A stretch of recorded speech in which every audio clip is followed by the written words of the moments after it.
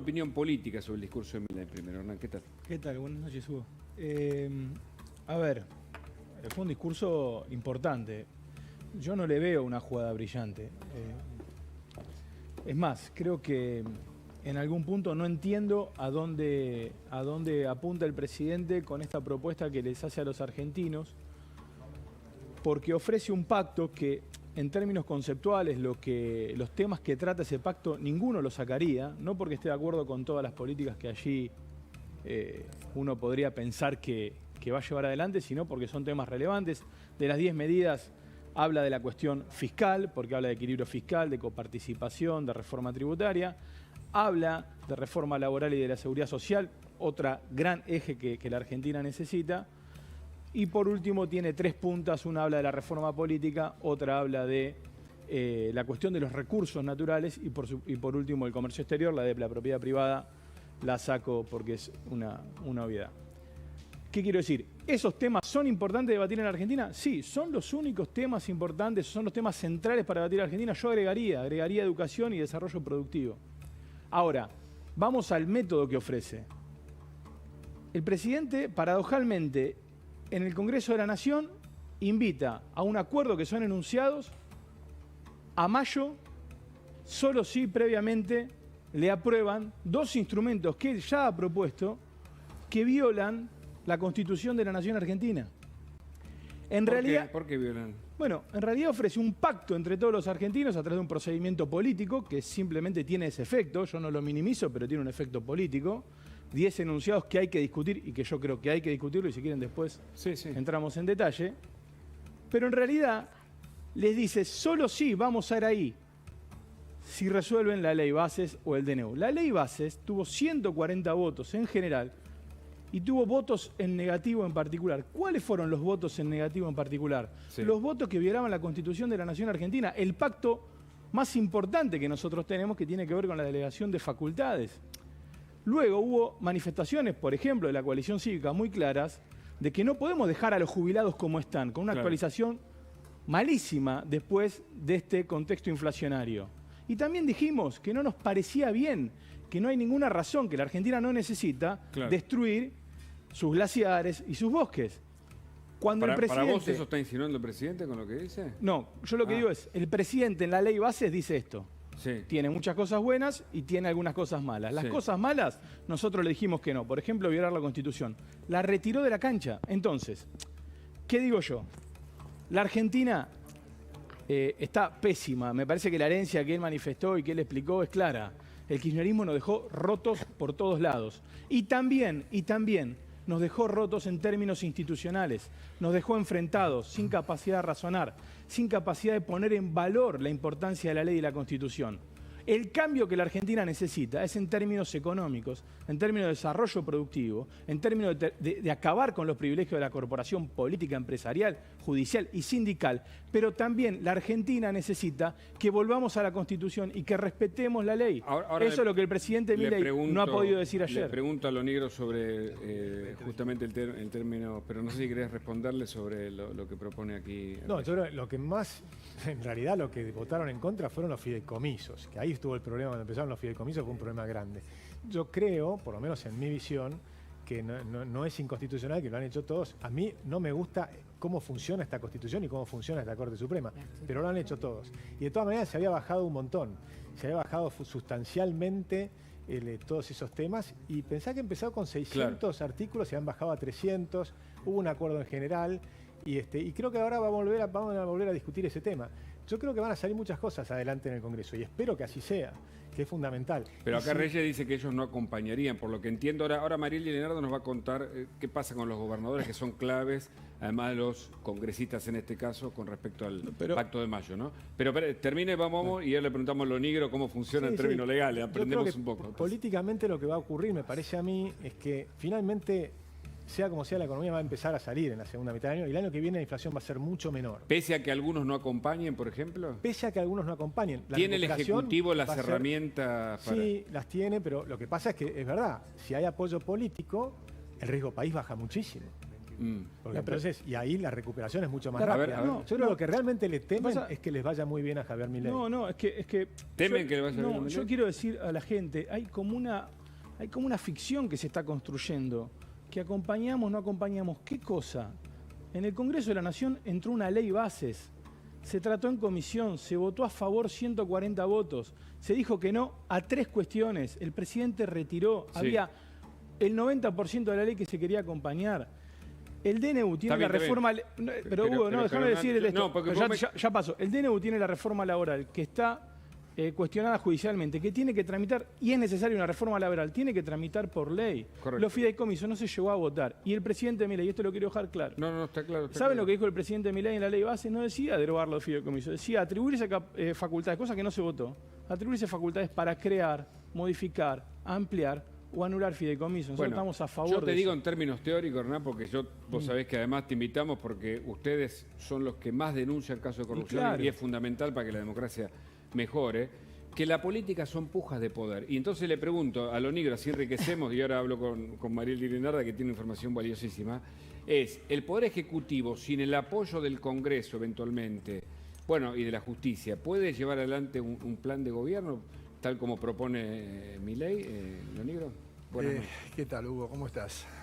A ver, no hay un poder ejecutivo que pueda desarrollar un plan de gobierno solo, porque justamente el plan de la Constitución Nacional es repartir potestades republicanamente, eso es un sistema republicano, repartir potestades entre distintos órganos de gobierno, con lo cual, si la Constitución le dice que al presidente usted puede hacer determinada cantidad de cosas y al Congreso puede hacer determinada cantidad de otras cosas, evidentemente gobernar solo sin el Congreso y sería meter la pata arriba de la Constitución. Está bien, es cierto que la Constitución Nacional prevé la posibilidad de que el presidente ejerza atribuciones del Congreso a través de decretos de necesidad de urgencia, pero para eso hay que seguir una serie de requisitos y ver si en cada caso y en cada uno de los temas que el presidente ha planteado, por ejemplo, en el mega decreto de necesidad de urgencia, se producen esas circunstancias que la Constitución exige. Mariel, contanos lo de los gobernadores, que es interesantísimo, porque acá se abre un escenario que día a día va a tener seguramente un nuevo episodio en esta serie. Claro, hasta ayer, una vez que se hizo la convocatoria en el Congreso, fueron 12 los gobernadores que por lo menos respondieron de mayor a menor en cuanto al apoyo total, que puede ser, por ejemplo, el de Jorge Macri, a algunos peros. Pero sumándome a lo que decían recién, el que habló de inconstitucionalidad, en este caso fue, por ejemplo, Silioto de la Pampa, ¿no? Que ya pone el pero diciendo que él tiene la responsabilidad de defender a su provincia. Pero vamos a hacer un repaso de ¿quiénes respondieron ayer, en primer lugar, a la convocatoria de Javier Milei? Empezó el jefe de gobierno porteño, Jorge Macri, en donde el apoyo fue pleno, diciendo claramente que estaba dispuesto, por supuesto, a acompañarlo. Y le responde, fíjate vos, Hugo, el único al que le responde el presidente, diciéndole gracias, Jorge. Chubut con Nacho Torres, un gobernador que en la última semana hubo dimes, vaivenes de todo tipo, claramente por el tema de la coparticipación. La Corte, de hecho, el gobierno nacional fue a la Corte ahora en un per saltum queriendo justamente resolver ese tema. Entre Ríos, Rogelio Frigerio, son de los dialoguistas, ¿no? Sí. Jaldo de Tucumán no llama la atención, a pesar de que desde su espacio lo están mirando con recelo, porque él había estado ya en Casa Rosada en la semana y todo el tiempo manifiesta que va a acompañar al gobierno. Santa Fe con Puyaro, que también fue otra de las provincias que al principio tuvo ahí algunos cortocircuitos. Jorge Macri, como decíamos, y Esdero de Chaco, que también se había encontrado ya con el ministro del Interior, que va a ser el interesado, digamos, en que todos se junten en algún momento en Casa Rosada. Sí. Hoy chequeaba, todavía no hay fecha, supuestamente va a ser la próxima semana, pero esto todavía no se sabe. Bueno, Yar llora porque es su provincia, la Docta, donde nació Conan, además. Pero también, ayer cuando hizo declaraciones después de que terminó la asamblea, él lo dijo. Son muchas cosas que hay que hablar, no es que vamos a libro cerrado, ¿no? O sea que... Ahora, en la red X, o ex Twitter, Frigerio se expresó a favor, Macri se expresó y tuvo la devolución. Sí, también Chubut, sí, claramente, sí. La mayoría de estos se expresaron en redes, dejaron su, por supuesto, más extenso pero ya en redes. En Neuquén, Rolo Figueroa, San Luis, Claudio Poggi también apareció hoy con una manifestación, Gustavo Sáenz de Salta y Hugo Pasalacqua de Misiones. Yo te decía recién, a ver, insisto, si leemos cada uno de los mensajes que publicaron en la red, algunos empiezan como a decir, bueno, pero mirá, porque tampoco es... Milei les pide, aprobame la ley bases, vayamos con la ley anticasta, después juntémonos, acompañá a pleno. Es como muchos sienten que están rodeados, ¿no? Y que tampoco, digamos, es así 100% lo que tienen que hacer como gobernadores de cada una de las provincias. Bueno, y este es el escenario, me parece, ¿no? Y no es un escenario fácil, me parece, Echevarne, porque la economía puede acompañar, pero evidentemente la política va a ser un elemento a resolver. Fíjate, es interesante porque él tiene muy claro, él dice, yo no tengo gobernadores, no tengo intendentes, no tengo mayorías en las cámaras, pero tengo una completa convicción de que Argentina necesita este cambio. Y el 56% de la gente acompañó ese cambio en las elecciones. Y yo creo que lo va a volver a acompañar el año que viene. Y ese va a ser un momento importantísimo en Argentina. Las elecciones del año que viene van a ser claves, porque ahí sí va a poder tener mayorías en el Congreso. Por lo menos va a tener una presencia mucho más grande en el Congreso y va a ser sorprendente. Entonces, pues simplemente con repetir lo que sacó va a tener probablemente cerca de 100 diputados, él y Patricia Bullrich. Con lo cual va a ser un cambio notable. Entonces el tema es pasar este año, porque es el año difícil. Y sobre todo este trimestre que viene, los próximos 3 meses, son los más complicados. A partir de ahí, primero, ya ahora empieza la cosecha, con lo cual van a venir los dólares de la cosecha, que eso es importante para la economía. Un tercio de la economía empieza a reactivarse. El resto de la economía le va a llevar más tiempo, el turismo, algunas cosas sí van haciéndolo. Pero después el segundo semestre tiene que empezar una recuperación más grande. También hay que ver cómo juega el Fondo Monetario, porque el Fondo Monetario también dice, bueno, pero yo los puedo ayudar, y mencionó un tema especial que es el de que no sea el ajuste más fuerte para la gente menos vulnerable. Y Javier Milei dice, perfecto, analicémoslo. O sea, él está dispuesto a analizar todo lo que sea para mejorar. Pero tiene que ser de una manera que quede clarísimo que no se va a emitir plata para financiar al Tesoro.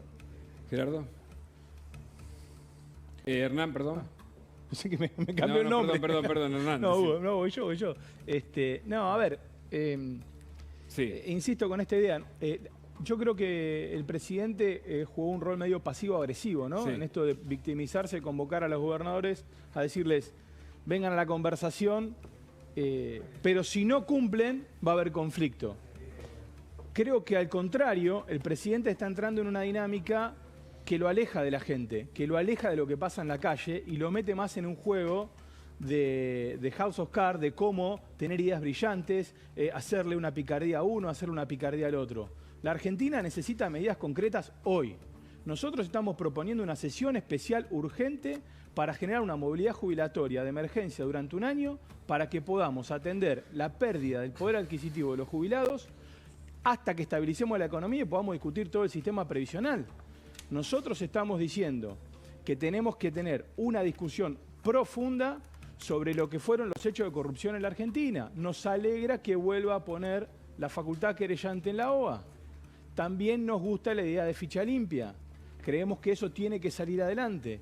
Digo, hay cuestiones que hacen a una oportunidad que tiene el país, que la Cámara de Diputados ofreció como alternativa y que el presidente no está tomando. Entonces, yo diría que este pacto, quizás la pregunta es al revés. ¿Por qué la ley de bases o el DNU antes que el pacto? Si el pacto lo que está marcando es una hoja de ruta. Porque lo que él les dijo fue que en realidad los que no lo tomaron fueron ustedes. ¿Qué cosa? Que él presentó esa ley de bases con la necesidad imperiosa de poder empezar a transformar estas cosas que vos mencionas, por ejemplo, temas jubilados, y los que no lo tomaron fueron justamente... Déjame decir algo al respecto. Yo te digo lo que dicen desde el gobierno, o sea, para que... No, pero para que la gente... El pacto es el 25 de mayo. Pero vamos a hacer doble clic. Vamos a hacer doble clic con la gente, porque si no... Déjame terminar esto porque me hizo una pregunta. Vamos a hacer doble clic con la gente. ¿Qué dice el pacto? Reforma política. La reforma política, el presidente Milei la mandó en la ley bases. Un desastre absoluto. Fue rechazada, hasta los propios ministros de gobierno dijeron, va afuera.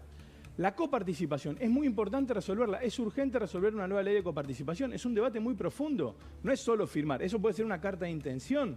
Cuando te metes en la posibilidad de la explotación de los recursos naturales por parte de la provincia, hubo una discusión y una posición del gobierno y hubo posición de los gobernadores y de los diferentes bloques. Cuando se habla de reforma previsional, no mandaron nada de reforma previsional. Lo único que dijo Milei es que le iba a cortar la actualización a los jubilados y le iba a dar él. Nosotros propusimos una reforma previsional. No, yo lo que quiero decir es... No dijo eso, el dijo pacto, que quería hacerlo por inflación. Pero digo, por inflación. no, se anuló la fórmula y se guardaba las facultades. Esto es la realidad. Lo que digo es, Pero lo que propuso el es hacer pacto, la- ya corto, digo, el pacto tiene sentido, que a mí me parece muy bien porque son temas centrales para discutir. Pero hay que marcar la hoja de ruta, la tiene que marcar el presidente y después discutir las normas conforme a la Constitución. Y nosotros ya hemos dicho lo que sí, lo que no. Y tuvo 140 votos. Por eso me parece que hay un alejamiento de la realidad de las personas. Echevarne. Sí, creo que tuvo 144 votos, pero... 144, lo que digamos, sea. Está bien, pero hay un tema cronológico. Ahora empiezan las ordinarias. Hay que empezar en el Congreso. El 25 de mayo está a 3 meses de distancia. O sea que hoy tenemos 3 meses para que el Congreso avance en aprobar leyes importantísimas para la Argentina. Para la recuperación ser rápida y para bajar la pobreza lo más rápido posible, hay cosas que son indispensables. Vos necesitas resolver el problema de las desregulaciones de la Argentina. Urgente. Necesitas tener algún tema, una reforma previsional. Nosotros tenemos una propuesta que se las hemos pasado a la coalición cívica y a todos los demás para mejorar la reforma previsional. Tenemos además una propuesta que permitiría incluso mejorar, porque si vos tenés que tener es mejorarla en el largo plazo. Entonces eso te permite no tener un ajuste hoy, pero tener una cosa. Por ejemplo, que las mujeres trabajen más tiempo. 60 años, las mujeres hoy son jóvenes a los 60 años, van a trabajar más de 60 años. Darles la posibilidad de que trabajen más años, eso te permite ahorrar hasta 2 puntos del PBI en el mediano o largo plazo. Hay un montón de cosas que se pueden hacer. Tenés el tema fundamental del famoso RIGI, que son las reglas de juego para los inversores. Nosotros tenemos, por ejemplo, nada más, estuve hablando el otro día de una empresa que se dedica a minería en el mundo. En cobre, solamente en cobre, olvídate del litio, solo en cobre, puede hacer 3 minas con 30.000 millones de dólares de inversión, construir ciudades nuevas. En Vaca Muerta, 30.000 millones de dólares. ¿Quién te va a poner plata si tenés época cambiario, si te cambian las reglas de juego, si No, en eso están de acuerdo. te ponen impuestos confiscatorios? Sí, pero hay que hacerlo. Lo decimos a los Pero hay que gritos, hacerlo. tienen que mandar el DNU al Congreso para que podamos votar eso y que salga, hay que discutir la reforma laboral, pero no lo puede hacer como quiere el presidente. Bueno, la porque reforma laboral hay ya una está y la Constitución. tiene que tomar la Corte Suprema, No, pero- y supongo que la va a tomar y que la va a resolver No, bien. pero Bueno, escuchen, hay que ver, perdón, ahora aprovecho y pregunta a Félix también, ¿no? Y también Mariel, que tenés preguntas. ¿Puede frenarse el DNU finalmente si o si las dos cámaras se ponen de acuerdo? Porque el kirchnerismo dice que tiene mayoría en la bicameral del Senado y en diputados.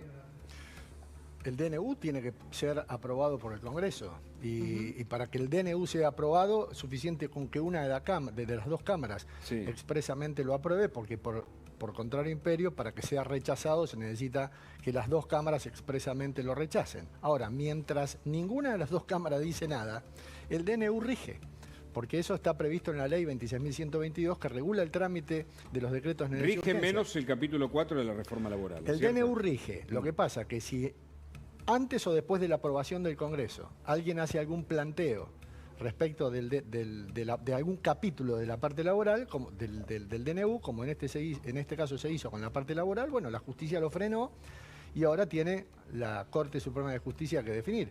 Ojo, porque cuando el DNU es aprobado por el Congreso, no es que después tiene un halo de validez constitucional por ese motivo. Claro. Así como las leyes pueden ser declaradas inconstitucionales, el DNU es aprobado por el Congreso y después también se lo puede declarar inconstitucional. O sea, evidentemente no es porque sea DNU ni porque lo apruebe el Congreso que se convierte en intocable por la justicia. Estaba yo, cuando fui a contarles recién lo de Sí. los gobernadores, estaba buscando... Ahora tenés más de los gobernadores, Sí, ¿no? el Porque texto- hay repercusión en redes. Pero estaba de cada buscando el uno, texto sí. puntual de Silioto, en este caso, digo, el de La Pampa, pero debe haber otros, donde decía que consensos no es poner de rodilla a otro, y para este gobernador nunca será posible un acuerdo si antes no se respeta la Constitución. La pregunta que te hago es, hasta acá, ¿en qué está violando la Constitución, digo, a juzgar de Silioto o constitucionalistas, Sí. el presidente? ¿Vos te referís a todo lo que viene haciendo Sí, desde bueno, que empezó? Sí. Bueno, Porque si no, todo el tiempo es como que le tiran por la cabeza de, bueno, no, porque la división de poderes... Porque Puja de la- poder. Claro. Hay puja de poder, hay sectores, el presidente dijo, hay sectores que lo hacen por beneficio propio, otros porque quieren el statu quo, que nada se cambie. Bueno, nos preguntamos en términos a ver, constitucionales. esto es muy fácil.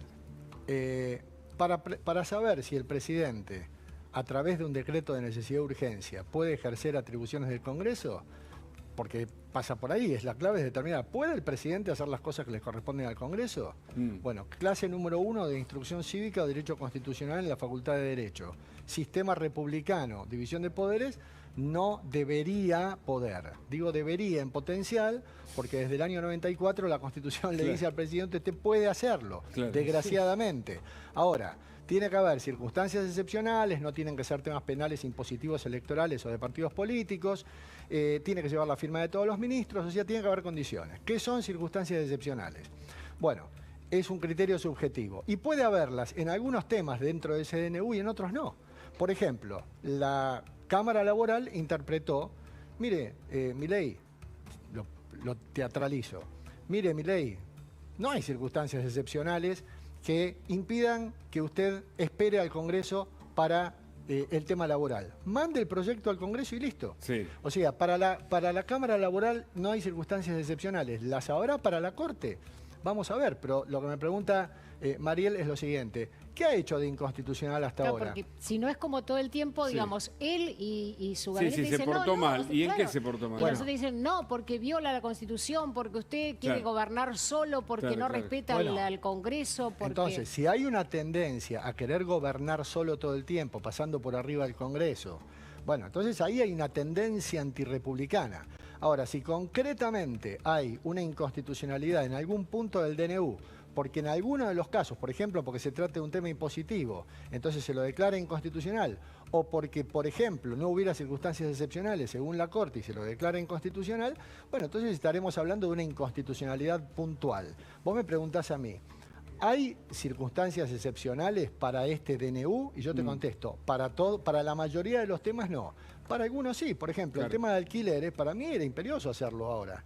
La reforma laboral mucho más. La reforma laboral más todavía. La reforma laboral es esencial. Bueno. O sea, es absolutamente esencial la rapidez, porque el empleo en Argentina es clave. ¿Cómo no va a ser clave? Estás en una crisis descomunal. Cuando vos mirás la cantidad de DNUs que se han hecho en todos los gobiernos, que es impresionante, nunca tuvieron la excepcionalidad que tienen ahora.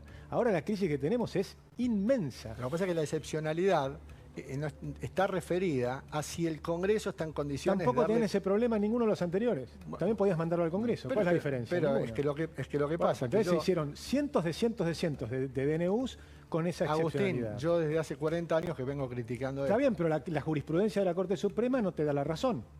No es que me guste, yo estoy de acuerdo contigo. En el ideal, estoy de acuerdo contigo en el ideal, pero cuando en la realidad argentina, eso lo han hecho todos los gobiernos y la Corte Suprema lo aceptó. Decime en qué no me da la razón. ¿Cómo? ¿En qué no me da la razón? La Corte. ¿Qué? ¿En qué cosa la Corte no me da la razón? Que están en funcionamiento todos esos DNUs. Hay una cantidad enorme de DNUs. ¿Pero qué tiene que ver la Corte con esto? ¿Cómo que tiene que ver? A ver, ¿vos sabés lo que la Corte interpreta acerca de lo que son circunstancias excepcionales? ¿Qué es? No te pregunto, ¿lo sabés? Decímelo. Te lo cuento. En el caso de Berroc y consumidores argentinos, la Corte Suprema de Justicia dice que una circunstancia excepcional, por ejemplo, es un hecho de guerra, un hecho natural, que haga que los legisladores no puedan llegar al Congreso para legislar. Pero no hubo nunca ese problema, y sin embargo tenés cientos de DNUs. Pero por eso, entonces, con el criterio de la Corte son inconstitucionales. Deberían ser todos inconstitucionales. Con ese criterio sí. Bueno, ahora, no es lo que ocurre. Y bueno, pero si ahora la Corte utiliza el criterio de Berroc y consumidores con la mejor argentinos... onda te lo digo. Vos estás pensando cuál es el ideal de país, y en ese ideal de país yo estoy de acuerdo con vos. Pero no es Argentina ese país hoy. Ojalá sea ese país más adelante. No hay ninguna... Pero si vos mirás lo que ha pasado en todos los gobiernos anteriores, tenés cientos y cientos y cientos de DNUs.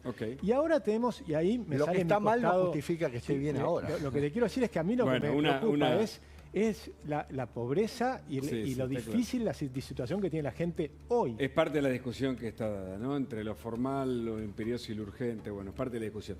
Gracias, Agustín, por la visita. Muchas gracias a ustedes. Gracias, Hernán, perdón que se cambió el nombre. Gracias, Félix, por esto.